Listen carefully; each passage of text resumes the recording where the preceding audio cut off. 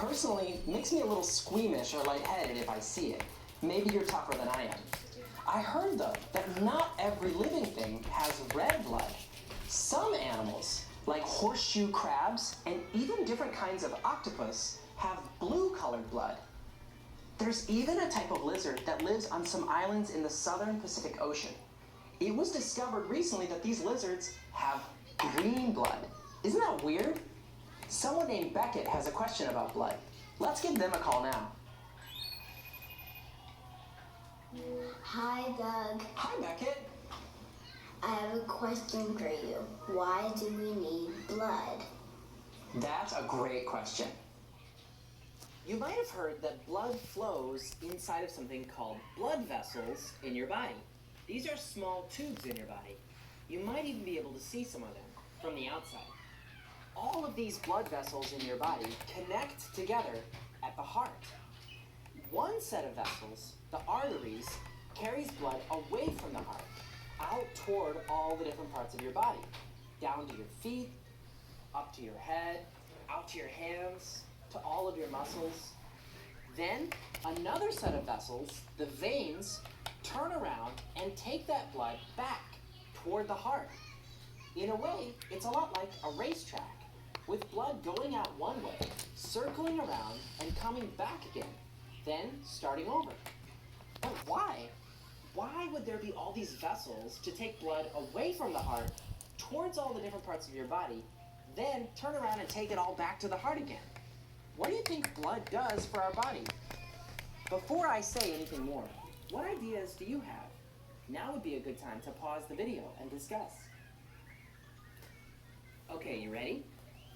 Well, here's one clue about what blood might be doing for our body. Even though blood vessels are found all throughout your body, by studying the inside of the body, scientists discovered that there's a whole bunch of little blood vessels that connect to the small intestine. That's the tube that food moves through after going through your stomach.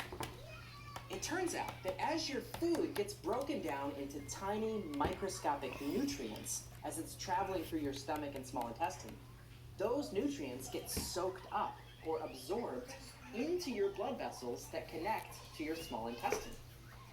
This is one super important thing that blood does for our body. It carries all the nutrients from the food you've eaten from your intestine away towards all the different parts of your body that need those nutrients. Without blood, the nutrients in the food you eat wouldn't be able to reach the rest of your body, where it helps your body grow and make repairs. But even though that alone is an incredibly important job, that's not all the blood does. There's even more. One job, especially, is so important that without it, you can't even live longer than a few minutes. Here's a clue. Again, by studying the inside of the body, scientists found out that once the blood comes back to the heart through the veins, there's actually this other side racetrack that it goes on, to these, right here. It does a quick stop at these, then it comes back to the heart, then goes on to the body. Do you know what these are? They're the lungs, the inner body parts that are involved in breathing. As you breathe in air, your lungs are taking oxygen out of the air. Just like all the different parts of your body need nutrients from your food, they also need oxygen. Take your muscles in your arms, for example. They need oxygen. They need air in order to be healthy and work properly. But how are they going to get oxygen if they're located inside your arm? The answer is blood. Blood carries both nutrients from your food and oxygen that it gets by stopping off at your lungs. Once the different parts of your body grab the oxygen from the blood, that blood goes back to the heart so that it can go on that side racetrack to the lungs and get more oxygen again.